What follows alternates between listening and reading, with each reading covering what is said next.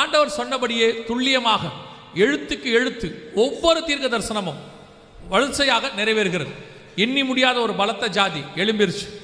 இப்போ சமாதானத்தை அறிவிக்கிறதாக புறப்பட்டுருச்சு. ஒரே யோசனை உள்ளவர்கள் வந்தாச்சு. வல்லமை அதிகாரம் அவங்க கைக்கு போயிடுச்சு. ஸ்திரீ ஏறி மிருகத்தின் மேலே உட்காந்தாச்சு. பாபேல் கோபுரம் கட்டியாச்சு. இத்தனை ஒத்துமை வசனத்தோடு கூட இருக்கிற கடைசி அரசாங்கம் வேற எங்கேயுமே கிடையாது. நம் காலத்திலே நம் கண்களுக்கு முன்பாக இருக்கு. யோசிச்சு பாருங்க, எவ்வளோ அழகாக ஆண்டவர் எக்ஸ்பிளைன் பண்ணி பைபிளில் வச்சிருக்கிறார். அதை நம்ம கண்ணுக்கு முன்னாடி ஆண்டவர் சொல்றார். இதையெல்லாம் பார்க்கும் பொழுது உங்களுக்கு தோண வேண்டியது என்ன? இவைகள் சம்பவிக்க தொடங்கும் போது, லூக்கா 21:28 சொல்றாரு, இவைகள் சம்பவிக்க தொடங்கும் போது உங்கள் மீட்பு சமீபமாக இருப்பதால் நீங்கள் நிமிர்ந்து பார்த்து தலைகளை உயர்த்துங்கள் என்று வேதம் சொல்லுது. இதெல்லாம் சம்பவிக்க ஆரம்பிக்கும் பொழுது நம்மை மீட்கும்படி ஆண்டவர் வாசப்படிக்கு வந்திருக்கிறார் என்று வேதம் சொல்லுது. இந்த அடையாளங்கள்லாம் எதுக்கு காட்டப்படுது? இதெல்லாம் சொல்லப்படுறது நோக்கம் என்ன? கொஞ்சம் பேர் சொல்றாங்க அவர் இதெல்லாம் காட்டி பயமுறுத்துறாரு. பயமுறுத்துறது அல்ல. இதையெல்லாம் காட்டும் போது ஒன்று உங்களுக்கு தெரியணும், இதெல்லாம் நடக்குதுன்னா என் ஆண்டவர் அதற்கு முன்பதாகவே என்னை மீட்கும்படி வரப்போகிறார். அவர் வாசப்படியில் தான் நிற்கிறார், வேற எங்கேயும் இல்லை. வாசப்படியில் என்று கதவை தட்டுகிறேன், வெளிப்படுத்தல் 3:20 ஆண்டவர் சொன்னபடி இப்போ அப்படியே தான் நடக்குது. இப்போ சபை இந்த உணர்வு உள்ள இடத்துக்கு வந்துருச்சா? இதெல்லாம் பார்க்கும்பொழுது உங்களுக்கு ஆயத்தப்படணுங்கிற எண்ணம் வருதா? எப்படியாவது வருகையில் போயிடணும், ஆண்டவரோட போயிடணுங்கிறதான அந்த எண்ணம் தோணுதா? அதுதான் இப்போ கேள்வி. சபை கடைசி காலத்தில் மற்ற 24, 37, 38 சொன்ன மாதிரி ஒரு உணர்வில்லாத இருதயத்தில் உட்காந்துருக்கு. இப்போ இவ்வளோத்தையும் காட்டுறீங்க. நான் ஆண்டவர்கிட்ட கூட ஒரு நாள் ஜபத்தில் இருக்கும்போது ஆண்டவர்கிட்ட ஒரு கேள்வி கேட்டேன். என்னன்னா, கண்டு விசுவாசிக்கிறவனிலும் காணாமல் விசுவாசிக்கிறவன் தான் பாக்கியவான்னு வேதம் சொல்லுது. இப்போ என் வேலையை காட்டி பிரசங்கம் பண்ணுறது. நான் வந்து உட்கார்ந்த உடனே பாஸ்டர் சொன்னார், படம் காட்டுறவர் வந்துட்டார் அப்படின்னு. சாயங்காலம் வந்த உடனே சொன்னார், நேற்று நான் படம் காட்டாமல் ஊழியம் பண்ணேன், இன்றைக்கி நீங்கள் படம் காட்டி ஊழியம் பண்ண வந்துட்டீங்கன்னார். நானும் ஒரு நாள் ஆண்டவர்கிட்ட கேட்டிருக்கிறேன், ஆண்டவரே இதெல்லாம் காணாமல் விசுவாசிக்கிறவன் தானே பாக்கியவான். அப்போ ஆண்டவர் ஒரு காரியத்தை உணர்த்தினார். யார் யாருக்கு எப்படி பேசினால் புரியுமோ அவர்களுக்கு அப்படி பேசுகிற ஆவியானவர் அவர். நல்லா கவனிங்க, இயேசு பிறக்க போறாருங்கிறத மரியாளுக்கு தூதன் வந்து சொல்லணும், அப்போ தான் அந்த அம்மா ஒத்துப்பாங்க. ஆனால் யோசேப்புக்கு தூதன் வேண்டாம், சொப்பனத்தில் சொன்னாலே அது ஒத்துப்பான். ஆனால் சிமியோனுக்கு சொப்பனமும் வேண்டாம், தூதனும் வேண்டாம், ஆவியிலே ஏவப்பட்டு அங்கே வந்திருந்தான். ஒரே சம்பவம் தான், ஒவ்வொருத்தருக்கும் ஒவ்வொரு விதமாக பேசுகிறாரு. பார்வோனுக்கு சொப்பனத்தில் பேசுகிறாரு, பெல்ஷாச்சாருக்கு ரத்தம் தோய்ந்த கரம் ஒன்று எழுதினது. அப்படி பேசினா தான் அவன் புரிஞ்சுப்பான், இப்படி பேசினா இவன் புரிஞ்சுப்பான். அதே மாதிரி இது கடைசி காலம், மீடியா காலம். நீங்கள் எல்லாமே பார்க்கறதுல தான் இருக்கிறீங்க. எது ஒன்று கேட்டாலும் நீங்கள் கேட்குற முதல் கேள்வி என்ன தெரியுமா? ப்ரூஃப் இருக்கா? எது சொன்னாலும் எங்கே வந்திருக்கு? இப்போ நீங்கள் யாருமே மனுஷகுமாரன் வரும்போது விசுவாசம்னா என்ன? நம்பப்படும் மேல் உறுதியும் காணப்படாத மேல் நிச்சயம். ஆனால் இப்போ நீங்கள் எல்லாருமே கண்டாதான் நம்புவேன் அப்படிங்கிற இடத்துக்கு வந்துட்டீங்க. கண்டாதான் நம்புவோம். சபையும் அந்த இடத்துக்கு வந்துருச்சு. அதான் பிரச்சனையே. இப்போ சபைக்கு என்னை பொறுத்த வரைக்கும் தனிப்பட்ட கருத்து இது, சபைக்கு இவ்வளவு அடையாளங்கள் தேவையே இல்லை, காட்ட வேண்டியதே இல்லை. இயேசு வரார்னு சொன்னா சபை நம்பணும், விசுவாசிக்கணும், சபை ஆயத்தப்படணும், அவ்வளோதான். ஆனால் இன்னைக்கு சபை அந்த இடத்துல இல்லை. ஏன்னா கொஞ்சம் கொஞ்சமாக உங்களுக்கு எல்லாத்துக்கும் ப்ரூஃப் கொடுத்தாங்க. 25 வருஷமா எல்லாத்துக்கும் ப்ரூஃப். இப்போ நீங்கள் ப்ரூஃப் இருந்தால் தான் நம்ப. நீங்கள் சாதாரணமாகவே பாருங்களேன், இந்த மாதிரி ஒன்று வந்திருக்குதா, அடுத்த கேள்வி எங்கே போட்டிருக்குது? நீங்கள் கேட்குறது தானே, ஒரு சின்ன புடவையே ஆஃபர் எங்கே போட்டிருக்குது? டிவியில் வந்துச்சா, வாட்ஸ்அப்பில் வந்துச்சா, ஃபேஸ்புக்கில் வந்துச்சா, இன்ஸ்டாவில் வந்துச்சா, பேப்பரில் வந்துச்சா, ஏதோ ஒன்று. You must need a proof. அந்த இடத்துக்கு வந்துட்டோம். அதனால் இந்த அப்போ எங்கள் ஆண்டவர் உணர்த்தினது, இந்த காலத்தில் இந்த ஜனங்கள் இப்படி சொன்னால் தான் விசுவாசிப்பார்கள்.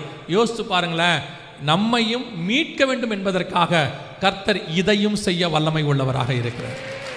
எப்படியாகிலும் ஒருத்தரையாகிலும் ரட்சிக்க வேண்டும் என்று கர்த்தர் விரும்புகிறார்.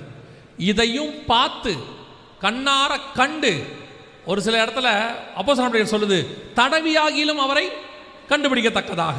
ஆனால் யோவான் எழுதுறாரு, நாங்கள் கண்ணார கண்டு வசனத்தை போதித்தவர்கள் எங்களுக்கு ஒப்புவித்தபடி. லூக்கா எழுதுறாரு, ஆரம்பம் முதல் கண்ணார கண்டு வசனத்தை போதித்தவர்கள் எங்களுக்கு ஒப்புவித்தபடி நான் திட்டமாய் விசாரித்து அறிந்து. லூக்கா 1 எழுதுவார், அப்பனா அவர் பார்த்துருக்கிறாரு, தொற்றுக்கிறாரு, விசாரிச்சிருக்கிறாரு, இவ்வளோ ப்ரூஃபையும் கொடுக்குறாரு. ஒரு சிலருக்கு தடவி பார்த்தா போதும், ஒரு சிலருக்கு தடவ வேண்டாம், பார்க்க வேண்டாம், விசாரிக்க வேண்டாம், அவன் விசுவாசிப்பான். இந்த கடைசி காலம் பார்த்தா தான் விசுவாசிப்பேன்னு சொல்ற, நம்புவேன்னு சொல்ற காலம். நமக்கும் கர்த்தர் இவைகளை காட்ட வல்லமை உள்ளவராக இருக்கிறார். நமக்கு தெரிஞ்ச மொழியில கர்த்தர் பேசுறாரு. நமக்கு எது சொன்னா நம்புவோமோ அப்படி பேசுறாரு. நம் கண்களுக்கு முன்பாக ஆண்டவருடைய வருகை மிக மிக சமீபம். கடைசி கவர்மெண்ட் எழும்பிருச்சு. எந்த நிமிஷமும் ஆண்டவர் சபையை டேக் ஆஃப் பண்ணுவார். தடை செய்கிறவன் நடுவிலிருந்து நீக்கப்படும் முன்னே அது வெளிப்படாது. இப்போ தடை செய்கிறது சபையும் பரிசுத்த ஆவியானவரும். நாம் எடுத்துக்கொள்ளப்பட்ட உடனே அந்திகிறிஸ்துவின் ஆட்சி பூமிக்கு வந்துடும். இப்போ எல்லாமே ரெடியாக இருக்கு. இப்போ நமக்கு இருக்கிற ஒரே வாய்ப்பு, ஒரே ஒரு வாய்ப்பு, கர்த்தருடைய வருகையில் போவது மட்டும். இப்போ வாசப்படியில் நின்று அந்த மணவாட்டிக்கு 5ஆம் அதிகாரத்தில் உன்னத பாட்டில் தட்டுவார் ஆண்டவர். கதவை தர என் மணவாளியே, என் புறாவே, என் உத்தமையே, கதவை தர. அந்த மாதிரி திறக்காது, பேசிக்கிட்டே இருக்கோம். வஸ்திரத்தை கலைந்தேன், பாதனை கழுவினேனோ. என்ன நடக்கும் தெரியுமா? நேசர் வந்துட்டு போயிடுவார். அதுக்கப்புறம் கதவை திறந்துட்டு அந்த அம்மா வெளியே ஓடும். வசனம் சொல்லும், வழியிலே காவலர்கள் என்னை பிடித்து அடித்துன்னு இருக்கும். அதான் உபத்திரவ காலம். தட்டுமோது திறந்து மணவாளோட போயிட்டா மரியாதையாக பரலோகத்துக்கு போயிடலாம். அவர் விட்டுட்டோம், பின்னாடி உபத்திரவத்துக்கு மத்தியில் தான் கடந்து போகணும். நம் கண்களுக்கு முன்பாக வாசப்படிக்கு ஆண்டவர் வந்து விட்டார். இனி காலம் செல்லாது. ஆண்டவராக இயேசு கிறிஸ்துவை சொந்த இரட்சகராக ஏற்றுக்கொண்டு அவருடைய இரத்தத்தினாலே பாவ மன்னிப்பின் நிச்சயத்தை பெற்று ஆண்டவர் என் பாவத்தை மன்னிச்சாருங்கிற நிச்சயம் உங்களுக்கு இருந்தால் நீங்கள் வருகையில் போவது அதிக நிச்சயம். வேற வழியே இல்லை. இவ்வளோத்தையும் சொன்ன ஆண்டவர் தான் பரலோகத்திற்கு வழியும் சொல்லியிருக்கிறார். இவ்வளத்தையும் சொன்ன ஆண்டவர் தான் பரலோகத்தை உங்களை கூட்டிட்டு போவேனும் வாக்கு பண்ணி இருக்கிறார். இவ்வளத்தையும் சொன்ன ஆண்டவர் தான் பரலோகத்துக்கு போகிறதுக்காக உங்களுக்கும் எனக்கும் ரத்தம் சிந்தி இருக்கிறார். அந்த இயேசு கிறிஸ்துவை சொந்த இரட்சகராக ஏற்றுக்கொண்டு உம்முடைய ரத்தத்தால் என் பாவத்தை கழுவும்னு அறிக்கை செய்து உம்முடைய என் இரட்சகராக ஏற்றுக்கொள்கிறேன், உம்முடைய தகப்பனாக ஏற்றுக்கொள்ள நீங்கள் பாவ அறிக்கை செஞ்சீங்கன்னா போதும், அவர் நம் பாவங்களை மன்னிக்க வல்லமை உள்ளவராக இருக்கிறார். இயேசு வேற எதையும் உங்ககிட்ட கேட்கவே இல்லை. உங்களுக்காக எல்லா வித விலைக்கரையத்தையும் அவர் செலுத்தி விட்டார். அவர் உங்ககிட்ட எங்கிட்டையும் கேட்டது, மனம் திரும்புங்கள், பரலோக ராஜ்யம் சமீபமாயிருக்கிறது. அல்லேலூயா. இயேசு கிறிஸ்துவை நான்லாம் சொந்த ரட்சகரை ரொம்ப வருஷத்துக்கு முன்னாடி ஏற்றுக்கொண்டேன். நாங்களாம் இத்தனை வருஷமாக இருக்கிறோம். நல்லது. ஆனால் உங்கள் ரட்சிப்பு பூரணப்பட பிரயாசப்படுங்கள். 25 வருஷத்துக்கு முன்னாடி ரட்சிக்கப்பட்டேங்கிறது நல்லது. இன்றைக்கும் அந்த ரட்சிப்பில் நீங்கள் இருக்கிறீங்களான்னு பாருங்கள். ஏன்னா கடைசி காலத்தில் ஒரு குரூப் சொல்லிட்டு இருக்குது, ஒன் சேவ்ட் எவர் சேவ்டும்பா. ஒரு தடவை ரட்சிக்கப்பட்டால் போதும், கண்டிப்பாக எப்படி இருந்தாலும் பரலோகத்துக்கு கூட்டு போவாங்க. அதெல்லாம் இல்லை. முடிவு பரியந்தம் நிலை நிற்கிறவனே ரட்சிக்கப்படுவான். உங்கள் ரட்சிப்பு கடைசி வரைக்கும் பூரணப்படுவதற்கு உங்களை ஒப்பு கொடுத்து விசுவாசத்தோடு காத்திருங்கள். 2வது, பிதா குமாரன் பரிசுத்தாவின் நாமத்தினாலே தண்ணீரில் மூழ்கி ஞானஸ்தானம் எடுத்திருக்கணும்.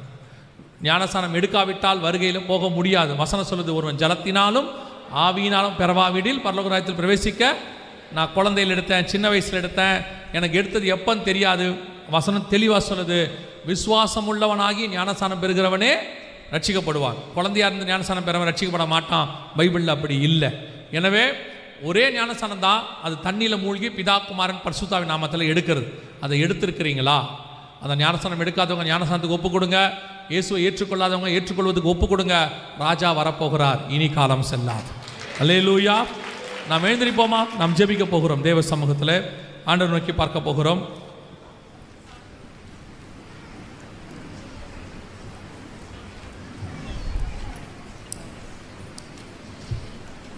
எல்லாம் கண்களை மூடுவோம். ஒரு 5 நிமிஷம் மாத்திரம் நான் பாஸ்டர் கிட்ட கொடுக்க ஒப்படைக்கிறேன். அவங்க நடத்துவாங்க. எல்லாம் கண்களை மூடுவோம். நம் கண்களுக்கு முன்பாக வேதத்தில் சொன்ன அத்தனை அடையாளங்களும் துல்லியமாய் நடைபெறுகிறது. எழுத்துக்கு எழுத்து நிறைவேறுகிறது. நம்முடைய ராஜா எந்த நிமிஷமும் உள்ளே வருவார். நீங்கள் நினைக்காதீங்க இன்னும் கொஞ்சம் காரியங்கள்லாம் நடக்கணும், டைம் ஆகும், அப்படிலாம் நினைக்காது. நீங்களே கவனிச்சு பாருங்க, எத்தனையோ விஷயங்கள் சடனாக நடந்துருச்சு. நிமிஷத்தில் உலகத்தையே மாற்றி அமைச்சிருச்சு. நம்ம எதிர்பார்க்காம எங்கேயோ கொரோனான்னு சொன்னாங்க, 3 மாதம் உலகம் தலைகீழ மாறிடுச்சு. பொருளாதாரம் மாறிடுச்சு, எல்லாம் மாறிடுச்சு. உலகத்தினுடைய அத்தனை காரியங்களும் கொரோனாக்கு பிறகு மாறிடுச்சுன்னு சொல்கிறாங்க. மத்திய கிழக்கு நாடுகளில் யுத்தம் வந்துச்சு. ஏதோ சாதாரணமாக இருந்துச்சு. திடீர்னு இஸ்ரேல் ஈரான் யுத்தம் 12 நாள் மொத்தமும் தலைகீழ மாறிடுச்சு. அதே மாதிரி தான் கிறிஸ்துவின் வருகையும் சம்பவிக்கும். நீங்கள் நினையாத நாளிகளே வரும். உலகமே தலைகீழ மாறும். அந்த அக்கேஷன், அந்த ஒரே ஒரு நிமிஷம், அந்த நேரத்தை தவற விட்டுறக்கூடாது. அதுக்குத்தான் இத்தனை வருஷம் ஆண்டவர் கிருபையாக காத்திருந்தார் நமக்காக. உங்களை ஆராய்ந்து பாருங்கள், இந்த வருகையில் போவீங்களா? 1 கொரிந்தியர் 11 சொல்லுது, நம்மை நாமே நிதானித்து அறிந்தோமானால் நாம் நியாயம் தீர்க்கப்படும். இந்த கிறிஸ்துவை சந்திப்பதற்கு நீங்கள் ஆயத்தமாக இருக்கிறீங்களா? இப்போ கிறிஸ்து கூப்பிட்டா போகிற இடத்தில் நம்முடைய ஆத்மா இருக்குதா? அதுதான் இப்போ முக்கியம். வேதம் தெளிவாக சொல்லுது, மனுஷகுமாரனுக்கு முன்பாக நிற்க பாத்திரவான்களாக இருக்கும்படி விழித்திருந்து சோம் பண்ணுங்க. ஒப்பு கொடுப்போமா? உங்கள் ரட்சிப்பு இன்னும், நீங்கள் அந்த ரட்சிப்பின் அனுபவம் இன்னும் வளர்ந்துருக்குதா? நிறைய பேருக்கு ரட்சிக்கப்பட்ட அன்னைக்கு இருந்த அந்த அனுபவம் இப்போ இல்லை. ஆண்டவர் நம்மளை பார்த்து ஒரு வார்த்தை சொல்கிறாரு, ஆதியிலே கொண்டிருந்த அன்பை விட்டாய் என்று உன் பேரில் எனக்கு ஒரு குறை உண்டு. ஒப்பு கொடுப்போமா தேவ சமூகத்தில்? ஒருவேளை இதுவரைக்கும் இல்லை, எனக்குள்ள நடுவில் சில வருஷங்களா உலகத்துக்கு உண்டானவைகள்லாம் வந்துடுச்சு. நான் சர்ச்சுக்கு வந்து போகிறேன் தான், ஆனாலும் எனக்குள்ள அந்த ரட்சிப்பினுடைய காரியங்கள் எல்லாம் அப்படியே விளக்கு அணைகிற நிலைமையில் இருக்குது. இன்றைக்கி என்னை புதுப்பித்து கொள்ள விரும்புகிறேன். கர்த்தர் என் கூட இடைப்பட்டு இருக்கிறார். ராஜாவை சந்திக்க வேண்டிய இடத்துக்கு நான் தயாராகணும். இன்றைக்கி ஆண்டவர் எனக்கு உணர்த்தி இருக்கிறாரு அப்படின்னா உங்கள் கரங்களை ஆண்டவருக்கு நேராக உயர்த்தி, ஆண்டவரே நீர் வரும் பொழுது நான் எப்படி ஆகிலும் அந்த நிமிஷத்தை தவற விடாதபடி பிரவேசிக்கிற இடத்துல நான் இருக்கணும்ப்பா. ஒப்பு கொடுத்து ஜெபம் பண்ணுவோம்மா தேவ சமூகத்தில். கரங்களை ஆண்டவருக்கு நேராக உயர்த்தி, அது என்ன பாவங்களாக இருந்தாலும் சரி, என்ன குறைவுகளாக இருந்தாலும் சரி, எப்பேற்பட்ட பாவங்கள் செவேர் என்று இருந்தாலும் சரி, இயேசு கிறிஸ்துவின் ரத்தம் சகல பாவங்களையும் கழுவும். நீ ஒருவேளை பின்மாற்றம் அடைஞ்சிருந்தா இன்னைக்கும் கர்த்தர் உன்னை மீண்டும் புதுப்பிக்க விரும்புகிறார். நான் ஏற்கனவே பல முறை விழுந்துட்டேன், இப்போ எழுந்திருக்க முடியுமா? ஆண்டவர் மீண்டும் உன்னை எழுப்ப விரும்புகிறார். 7-70 தடவை மன்னித்த ஆண்டவர் உன்னை மன்னிக்க விரும்புகிறார். வேதாகமத்தில் செகண்ட் சான்ஸ் வாங்காதவங்க யாருமே கிடையாது. இன்னைக்கு ஆண்டவர் உன்னோடு கூட பேசுகிறார். மீண்டும் உன்னை புதுப்பித்துக்கொள், உன் தரிசனத்தை புதுப்பித்துக்கொள். உன்னை கொண்டு செய்ய வேண்டிய காரியத்தை உன்னை கொண்டே கர்த்தர் செய்வார். அது உனக்கென்று நியமித்த தரிசனம், அது தாண்டி போகாது. அதற்காகவே கர்த்தர் உன்னை சிருஷ்டித்தார்.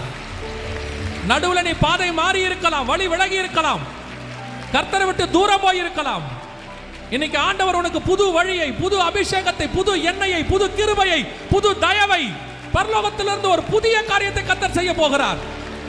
பழையவைகள் எல்லாம் ஒழிந்து போயிற்று, எல்லாம் புதிதாயிற்று. எல்லாம் புதிதாகிறது, புதிதாகிறது, எல்லாம் புதிதாகிறது.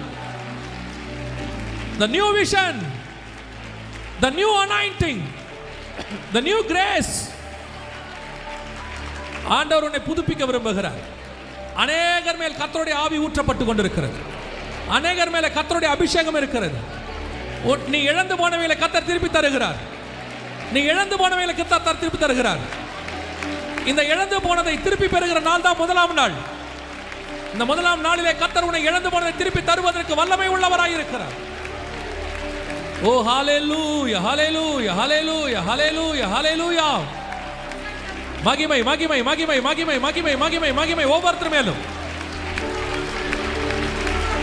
இந்த முதலாம் நாளிலே கர்த்தர் உன்னை புதுப்பிக்க விரும்புகிறார். ரிஸ்டோர். கர்த்தர் சொல்லுகிற வார்த்தை ரிஸ்டோர், மீண்டும் கட்டப்படுதல். இடிந்த உன் அலங்கத்தை மீண்டும் கர்த்தர் கட்டுகிறார். இடிந்த உன் அலங்கத்தை மீண்டும் கர்த்தர் கட்டுகிறார். உலக அலங்கம் கட்டப்படுகிறது.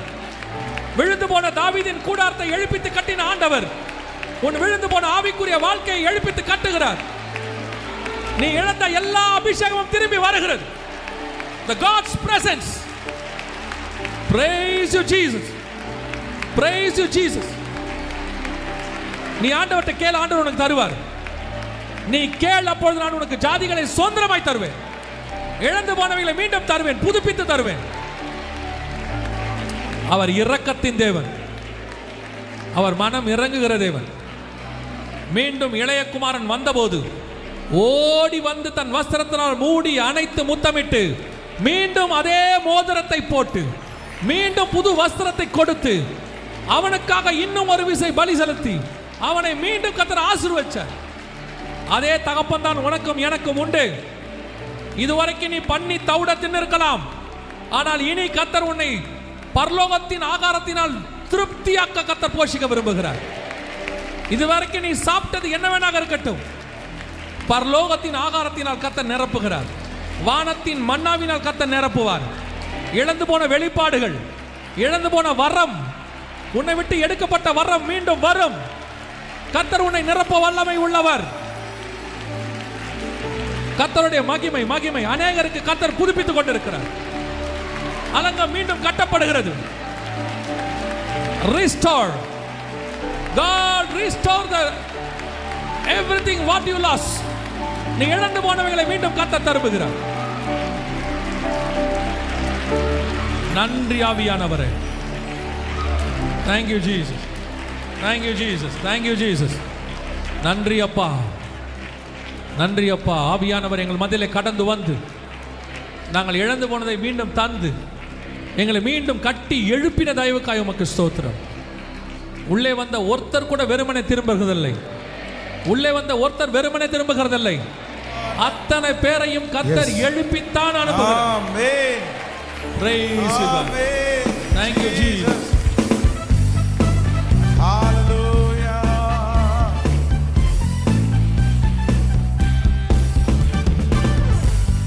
எல்லாருடைய கரங்களை தட்டி பாடி ஆமென். அந்த நாள் மிக சமீபமே, சுத்தர்கள் யாவரும் சேர்ந்திடவே. அந்த நாள் மிக சமீபமே, சுத்தர்கள் யாவரும் சேர்ந்திடவே. தேவய காலம் வானில் முழங்க, தேவாதி தேவனை சந்திப்போமே. தேவய காலம் வானில் முழங்க, தேவாதி தேவனை சந்திப்போமே. எக்கால சத்தம் வானில் ஒலித்திடவே, இயேசு மகாராஜனே வந்திடும். எக்கால சத்தம் வானில் ஒலித்திடவே, இயேசு மகாராஜனே வந்திடும். வானமும் பூமியும் மாறினாலும் வல்லவர் வாக்குத்தான் மாறிடாதே. வானம் பூமியும் மாறிடின் வல்லவர் வாக்குத்தான் மாறிடாதே. தேவதூத பாடல் தோனிக்க, தேவனவரையே தரிசிப்போம். தேவதூத பாடல் தோனிக்க, தேவன் பாடும் கால சத்தம் வானில், இயேசு மகாராஜனே வந்து. கால சத்தம் வானில் ஒலித்திடவே, இயேசு மகாராஜனே வந்து. கண்ணிமை நேரத்தில் மாறிடுவோம். விண்ணிலே யாவரும் சேர்ந்திடுவோம். கண்ணீர் கவலை அங்கு இல்லை. கர்த்தர் தாமே எனக்கு வெளிச்சமாவார். இந்த சத்தத்தை கேட்கிற ஒருத்தர் கூட நம்ம நரகத்திற்கு போக மாட்டோம், நரகத்திற்கு போக கூடாது. ஏனெனில் கர்த்தர் தாமே ஆரவாரத்தோடும் பிரதான தூதருடைய சத்தத்தோடும் தேவ எக்காலத்தோடும் வானத்திலிருந்து இறங்கி வருவார். நாம் அவரை சந்திப்போம்.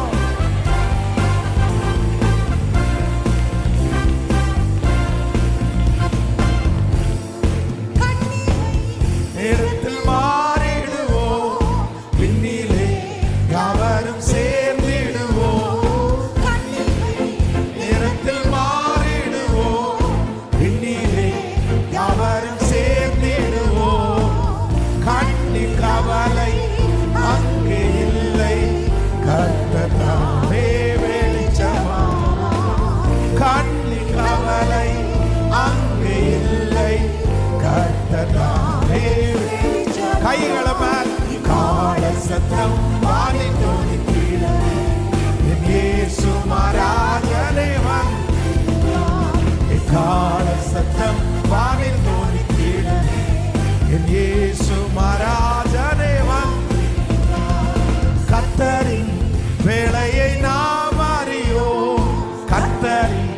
சித்தமே செய்திடுவோம். கர்த்தரின் வேலையை நாம் அறிவோம். கர்த்தரின் சித்தமே செய்திடுவோம். பலன்கள் யாவையும் அவரே அளிப்பார். பரமனோடென்று வாழ்ந்திடுவோம். பலன்கள் யாவையும் அவரே அளிப்பார். பரமனோடென்று வாழ்ந்தி பாடுவோம். எக்கால சத்தம் வானில் தோன்றிடவே என் இயேசு மகாராஜனே வந்து. எக்கால சத்தம் வானில் தோன்றிடவே என் இயேசு மகாராஜனே. அந்த நாள் மிக சமீபமே. சுத்தர்கள் யாவரும் சேர்ந்திடவே. அந்த நாள் மிக சமீபமே. சுத்தர்கள் யாவரும் சேர்ந்திடவே. தேவைய காலம் வானில் முழங்க தேவாதி தேவனை சந்திப்போமே. தேவைய காலம் வானில் முழங்க தேவாதி தேவனை சந்திப்போமே. எக்கால சத்தம் வானில் தோன்றிடவே என் இயேசு மகாராஜனே வந்து. எக்கால சத்தம் வானில்